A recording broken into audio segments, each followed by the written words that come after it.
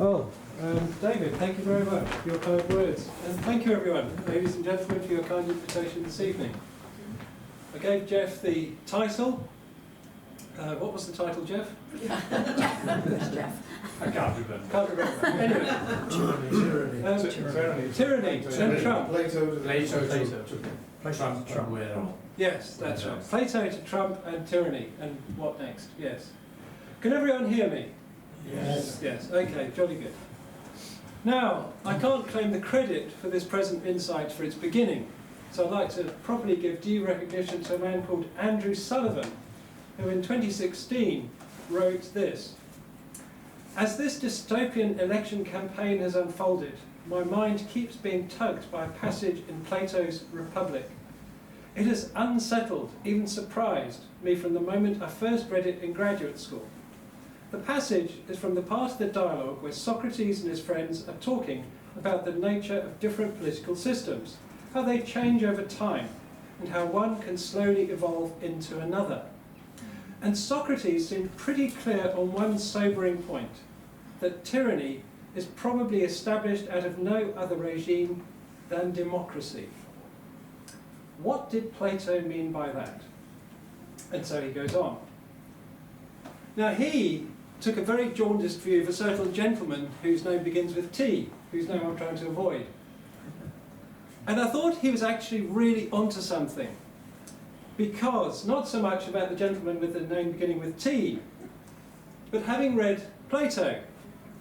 Now, while I was at uni, as I said, I took an interest in philosophy, so I read some Plato, amongst others. And you may have heard of a book by him called The Republic, which is probably one of his better known works, but probably one of the less accessible. For the beginners in Plato, I'd suggest one of the dialogues, like Oithethro or something like that, because they're very, very easy to read.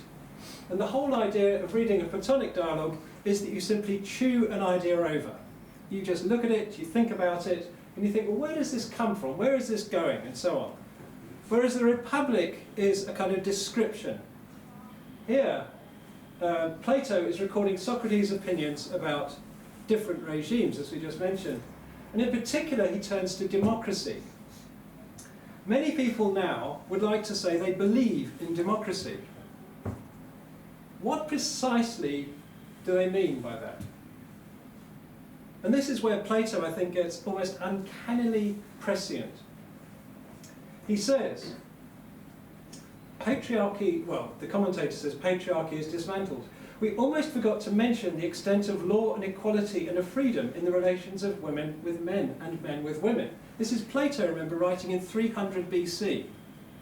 He thinks that the differences between men and women will cease to matter in a democratic society.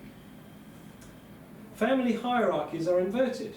A father habituates himself to be like his child and fears his sons. And a son habituates himself to be like his father and to have no shame before or fear of his parents. Does that ring any bells? In classrooms, the teacher is frightened of the pupils. Remember, he's writing this in 300 BC. And fawns on them, and the students make light of their teachers. Animals acquire rights, says Plato, in a democratic society. Foreigners are as good as citizens. And no one pays any regard to the law. As I read that, I thought, that is almost spooky. How in 300 BC did he foretell what is happening to us? I found that extraordinary. That got my attention. In other words, Plato would suggest that the confusions arriving in our culture today are directly because we are a democratic culture. They're not in spite of it. They are directly because of that. And he fleshes out this view. He describes democracy, or the various different regimes, as being like people. He describes the democratic man. He describes him as being affable and genial, friendly. He describes it as being like a cloak of many colours, an attractive coat. But then he says, as time passes on, these things begin to add up with contradictions. How can there be a law when no one pays attention to it? When is the law enforced and when not? How does one arbitrate?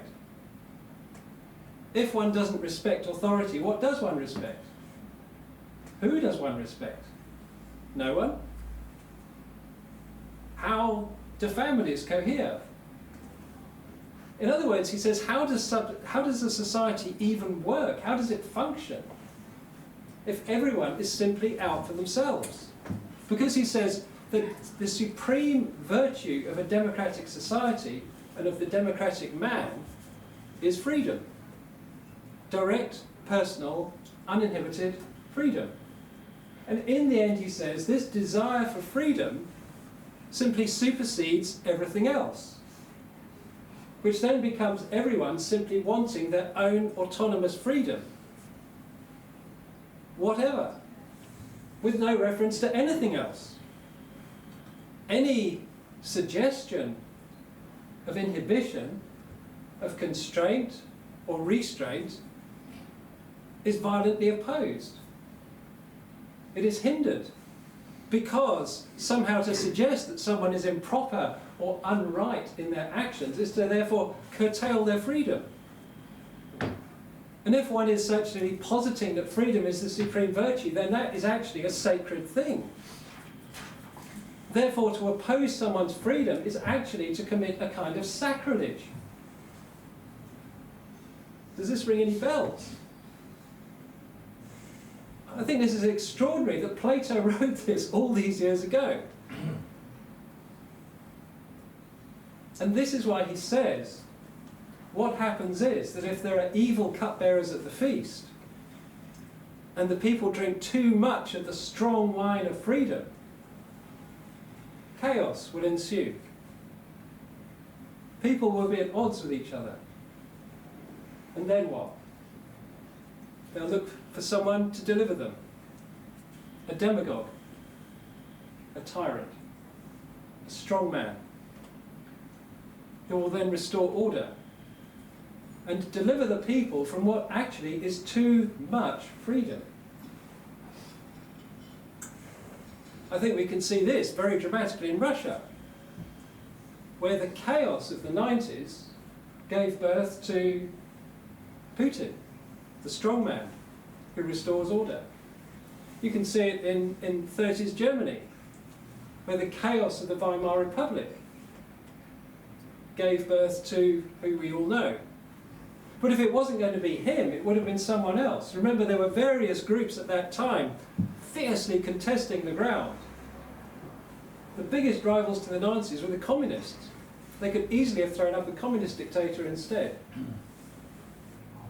But it was the chaos of too much freedom that was driving these things. Too much.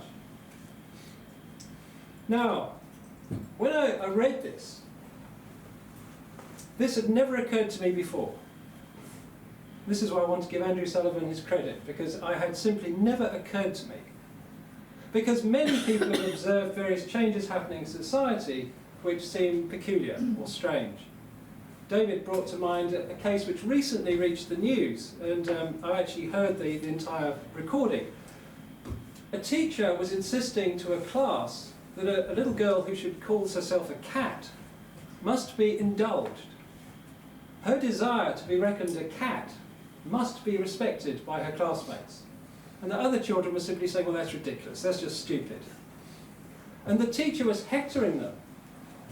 The teacher was scolding them.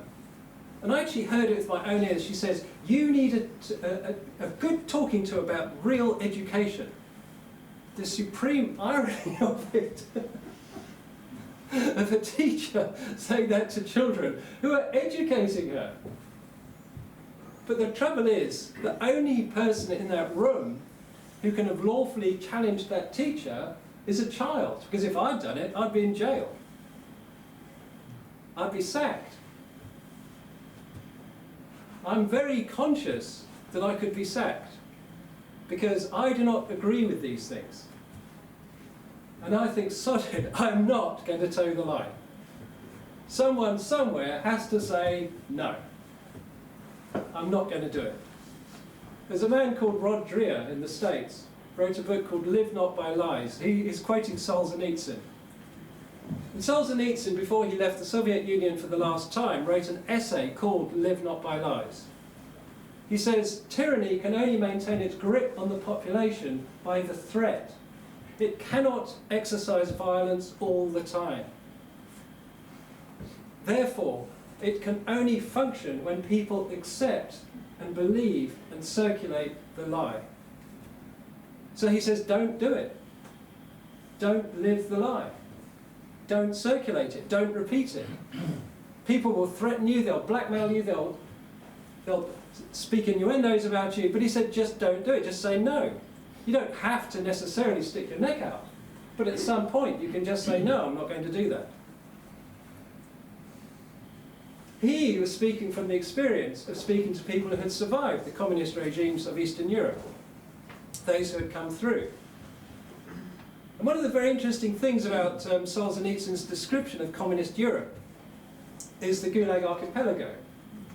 And in that he reports how true believers in communism were periodically imprisoned in the gulags. Now, in the gulags, there were three classes of prisoners. There were the common criminals, you might say, thieves, robbers, muggers, murderers, rapists, whatever. There were anti-communists, you know, what's the word? Insubordinates, what's it? Counter-revolutionaries. Insurrectionists, all that kind of thing. People that were ideologically opposed to the regime. But there were also good communists in the gulags. Because, of course, within a system like that, it is a corrupt system. It is an evil system, and therefore will victimize its own, because basically people wish for power, they wish for supremacy, they wish for prestige. And therefore you'd find a very devout functional communist being imprisoned in order that someone else would get their job, or something as menial as that. And they would go through a peculiar existential crisis that they were faced with two very unpleasant options. One, that there's something deeply flawed about communism, a system to which they've devoted their lives and their faith and invested everything in themselves, and somehow they're confronted by the fact that it could be that they've actually made a terrible mistake in investing all their faith into something which was basically wrong. The other is that they personally are fundamentally wrong in that they cannot be good communists. That there is something intrinsically wrong with them, that they cannot function as part of the proper communist society. And either of them was a very unpleasant thing for them to face. For example, Christians in there knew that communism was evil, so existentially they were content, even if they were eventually die in there. Likewise, the criminals knew they were criminals. So existentially, they were satisfied, even if it wasn't a very pleasant experience. But for the good communists, there is a terrible crisis which they have to then face. And this is the kind of thing which we're going to have to deal with today. Because there are true believers who will then be persecuted and face this existential crisis. Kathleen Stock, for one. You may remember she was a professor of philosophy at the University of East Sussex, and she was basically sacked for making the distinction between biological and trans women. She said they're categorically, epistemologically, not exactly the same thing. Now, she is a lesbian living in a partnered relationship with another woman, having abandoned her husband, having laid the philosophical groundwork to dissociate biological female women from the social roles and functions associated with them. But the natural conclusion of that line of thinking is that actually the body itself is not necessary. Therefore, if a man wishes to simply clothe himself with the accoutrements of femininity, he can do so, without any philosophical contradiction. And at that point, she said, actually, no. And for that, she was pilloried. Now, she was going through that. It's very interesting to watch her being interviewed, because she was going through that existential crisis, because she now has to decide, how is this wrong? What is wrong with her, or what is wrong with her thought forms that she has reached this position? And to my knowledge, she hasn't successfully extricated herself.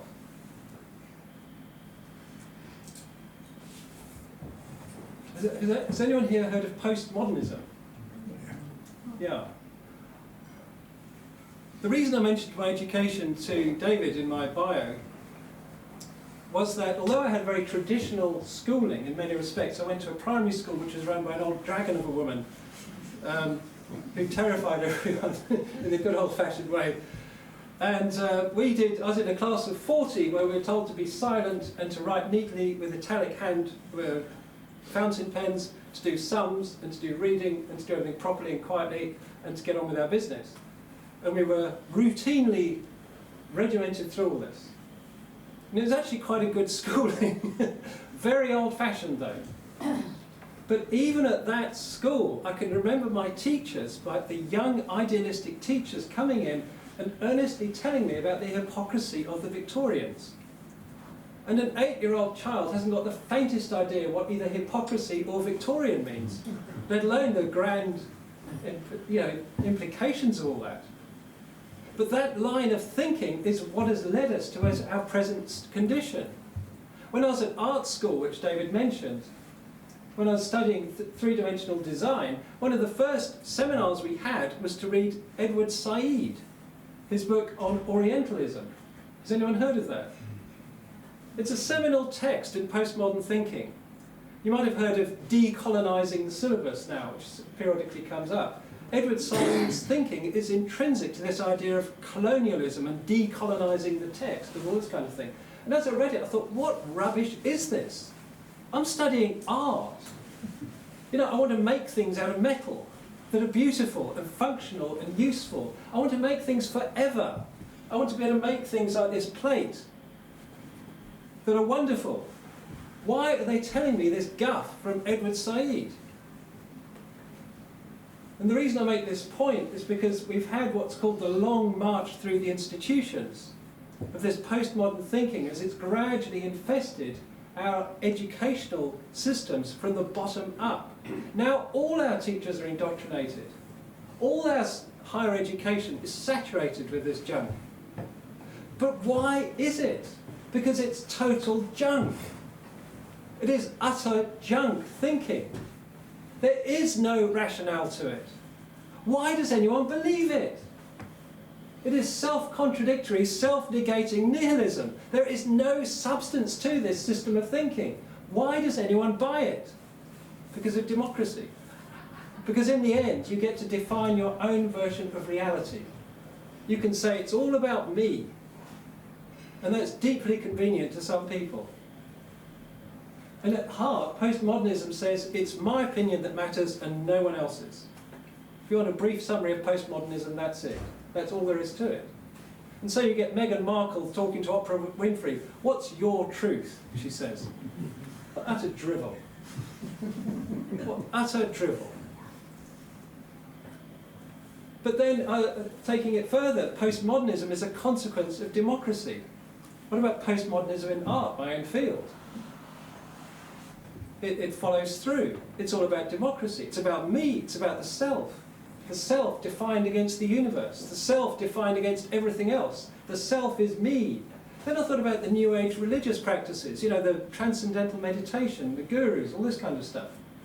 It's a cherry-picking approach, a pick and mix. You take the bits you like from different systems, you mix them up and spoon them out and then swallow them to your delectation. There is no substance or rigour to this. There is no consistency to it. It is just cherry-picking, just taking the colourful bits out and putting them together. You're not actually taking rigorously the systems of Hindu or Sufi thought and applying them in a consistent way, according to the writers. You're just taking the bits which taste sweet and spreading them on your bread, metaphorically speaking. And that's basically New Age religion. But again, it's about me. I define what I do. It's my truth. It's my experience. It's myself. It's my feelings. It's democracy in action. Now, I'm going to stick my neck out here. The scripture for a very long time, the Bible, has suggested that men should be in charge of churches. This has been virtually unchallenged for a very long time. And only recently have women been ordained in the Anglican Church. I think 94 women made into priests, and more recently into bishops. You may remember that Parliament threatened to intervene in the vote for female bishops because first they got the answer wrong. Do you remember? How dare Parliament threaten to intervene? David Cameron told the church, get with the programme. What has it got to do with him? And yet, if you actually believe in democracy, wasn't the vote enough? Obviously not. But one of my deep disquiets with the whole thing is that at no point during the campaigns, both in '94 and more latterly, was a rigorous theology actually expounded. All these changes were insisted upon so that people could be self-realised. And at the heart of this democratic ideal is the idea of self-actualisation, self-realisation. It's me, I want it, therefore I must have it. And God help anyone that stands in my way. At no point was a rigorous theology expounded in either of those debates. And I know that because I followed them closely. And I found that in itself interesting, that the theology, the scripture, was simply ignored. All the debate was about the feelings of the participants. But the Council of Chalcedon and the Council of Nicaea weren't made on the basis of the feelings of the participants. I can tell you that for sure. So why this? Well, it's because of democracy in action. The church has to be run democratically. And when I say democratically, I don't just mean it has to have a vote. I mean it must indulge the fancies of its members. And so now, since then, you see the breakdown of what you might call doctrine, teaching. The church for a very long time has had a consistent doctrine. It has been clear about this is right and this is wrong, this is true, this is false. Not so anymore. Practically anything goes now. Almost anything goes. I'm more likely to be sacked for a bad word about someone's feelings than for my teaching. In fact, I think it's almost impossible for me to be sacked from my position as a parish priest for teaching heresy. I just don't think it's possible. Oh, it's a relief in a way, because no one's holding me to account, so I can blunder as much as I like. But I think it's a terrible state of affairs when, to my mind, the one product of the church should be faith and truth. That's, I think, what we're about. If these things don't matter anymore, what are we about? And frankly, I think that's the position the church has come to. It's just forgotten what it's about. But the examples of this multiply in every direction. And at the heart of it, what I found so startling was that Plato actually predicted it. He actually foresaw all these things happening. Interestingly, I read a book by a man called Jeff Dench, who's a professor of sociology at Middlesex. And he wrote a very interesting little book called The Frog, the Prince and the Problem of Men. And it was called that after the fairy tale called The Frog Prince. And in that, a little girl, a princess, loses her golden ball in a pool in the woods, and a frog offers to retrieve it for her. And he says he'll retrieve it for her provided she makes a promise that he can sleep on her pillow. He retrieves the ball and she fails to keep her promise. And eventually her father, the king, hears about it and insists that she keep her word to the prince. And so this frog is allowed to accompany her home and sleep on her pillow. And the next morning he's turned into a handsome prince. Jeff Dench explains this as being descriptive of human society. He says women form the warp and weft of society. Men are outsiders until they take on the social roles of the family. In other words, an unmarried man, a bachelor, is a frog, an ugly creature who needs to be civilised by his female companion. And he needs to undertake the social roles and expectations of a husband and father in order to enter society properly. I found it a very interesting description because it's about mutual reciprocal obligations and responsibilities. I think it's got a lot of mileage actually. And interestingly, when I watched that with Nicky, he says the reason for example, that men are train spotters and not women, is because men typically need to retreat back into the woods every so often. And so we go bird watching or train spotting, or we go into our sheds and build pointless models and that kind of thing. And it's the kind of decompression that you need, away from the competitive environment and away from the strife of work. And as he said these things, I thought, I can really relate to that. I can really relate to that. And funny enough, we watched that film from America, House of Cards, with the poisonous, corrupt, ruthless politicians. And at one point of it, Kevin Spacey's character has to go and meet some big noise who's a friend of the president. And at that moment, I'd just read that, and the man was out bird watching in the woods. And then he came back, full bore, ready to do action. It was such a perfect illustration of exactly what he meant. But Jeff Dench, in his descriptions of human society, and he comes as a sociologist, he is not a Christian, he has no interest in Christianity, but he observed from sociological points of view that the idea of a male deity whose functionaries are male cultic functionaries, and this male deity being the father of ideas, the source of all and the provider of all, he could see how that would hold society together. And he could also see that if you make women into the functionaries of this deity, it changes the meaning of those functionaries. So, for example, when the Bishop of Gloucester became a woman, Rachel Trewick, she said, now we can call God Mother. No, it doesn't say that anywhere in Scripture at all. The disciples said to Jesus, teach us to pray. And he said, when you pray, say, Father. That's what he said. It's as simple as that. But she was not being, to my mind, anything but consistent. Now that she is a bishop, figuratively speaking, God has become mother. The natural consequence of this, Jesus becomes Christa, the woman. And feminists actually do this. They make icons of Christa and pictures of Christa and speak of Christa. But Jesus is described in the Bible as a bridegroom. This means that if he is Christa, you've now got a lesbian marriage with the church, which is his bride. And it's extraordinary how many women who are same-sex attracted become clergy, far outweighing the demographic numbers. But to my mind, it's simply consistent.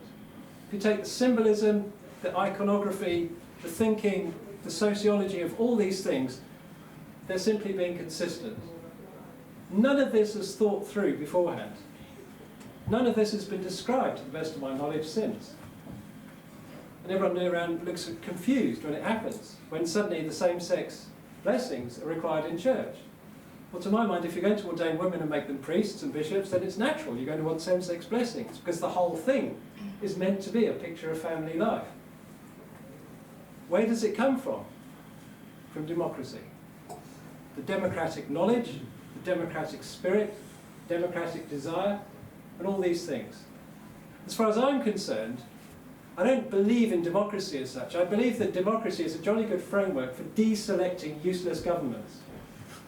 If you can't deselect an incompetent, corrupt, or vicious government, democracy is not working. That's the point of it. But democracy functions when there is a common framework of ethics and morals and knowledge to which all can agree and therefore refer. And the problem is that our country has abandoned the framework of ethics and morals and knowledge which we previously agreed in, and therefore democracy itself has become the belief system. Therefore it is becoming every man, every woman, every trans for themselves. Last man loses. So what's the way out? Live not the lie, Solzhenitsyn said. You know what's true, you know what's real, just stick to it. And when someone somehow tries to manipulate you into joining in the lie, you just say, no, I won't do it. And if it causes social censure, or a minor fine, or an exclusion socially, too bad. It's the price we pay for integrity, for truth, and for righteousness. Thank you all.